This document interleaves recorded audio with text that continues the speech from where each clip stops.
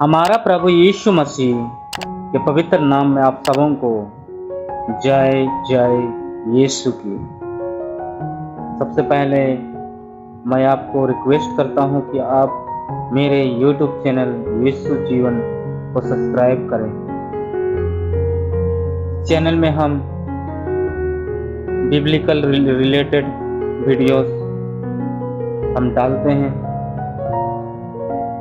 और इसमें हम सब ईश्वर की वचन तथा हमारे दैनिक जीवन में हम कैसे ईश्वर के प्रति ईमानदार और कैसे ईश्वर के प्रेम का अनुभव कर सकते हैं उसके विषय में हम चर्चा करते हैं।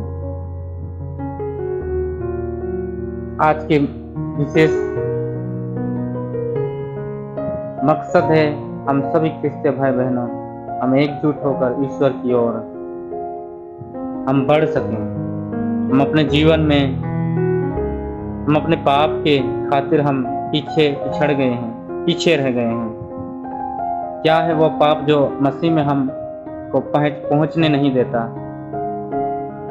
किस तरह हम मसीह में हम पीछे पड़ गए हैं, मसीह में हम पीछे रह गए हैं। सबसे पहले सबों को जय यीशु। हमारे पाप जो हमारे अंदर निवास करता है, हमारे आत्मा के अंदर निवास करता है,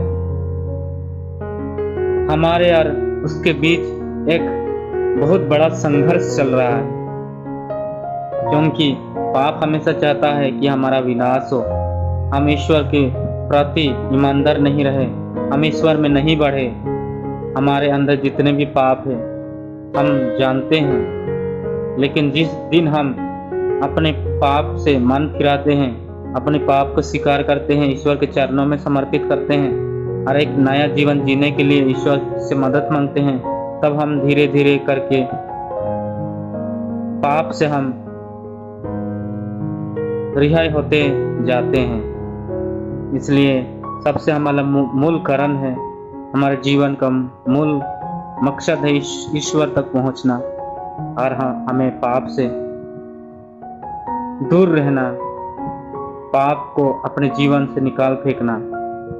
आज देखते हैं हमारे सांसारिक चीजें ही हमें मसीह में जीवन में प्रवेश करने नहीं देता, मसीह जीवन में हमें आगे बढ़ने नहीं देता है। क्या है वो पाप? हम जब टीवी देखते हैं, घंटों घंटों भर टीवी के आगे बैठते हैं, ईश्वर से प्रार्थना, विनती, अनुनय विनय, धन्यवाद नहीं कर पाते, तो हम निश्चय ही पाप में पड़ जाते हैं, पाप के दलदल में फंस जाते हैं। हम जब मोबाइल चलाते हैं, घंटों घंटों भर गेम्स खेलते हैं और ईश्वर को समय नहीं दे पाते, तब हम पाप में फंस जाते हैं और हमारे जीवन में जो परमेश्वर संयम दिया है और संयम हम खो बैठते हैं। इसलिए आप सबों को से मैं दरख्वास्त करता हूँ, प्रार्थना करता हूँ कि अपने जीवन में जो जो गलती हमने किया है, जो जो पाप हमने अपने जीवन में किया है, उन सभी पापों को याद करने की चेष्टा कीजिए और एक एक करके सभी पापों को याद करने में ईश्वर से प्रार्थना कीजिए, माता मरिया से मध्यस्थता मांगिए और निश्चय ही परमेश्वर हमें मदद देगा, हमारे जीवन में आशीष बरसाएगा, हमारे सभी पापों को याद करने की हमें शक्ति प्रदान करेगा। तब हम एक एक करके अपनी जिंदगी के जितने भी पाप हम याद कर पाते सभी को क्षमा मांगते हैं ईश्वर के चरणों में। हम जब समर्पित करते हैं तो हमारा जीवन एक नए सिरे से शुरू होगा और हम मसीह में आगे बढ़ सकेंगे। इसलिए मसीह जीवन बिताना, एक ख्रिस्त के विश्वासी बनना, एक ख्रिस्त के विश्वास में दृढ़ बनना और ईश्वर के सच्चे अनुयायी बन के जीवन में आगे बढ़ते चलना है, न कि इस संसारिक जीवन की जो हमारे शरीर की वासनाओं को तृप्त करते हैं, लेकिन आत्मा प्यासे रह जाते हैं।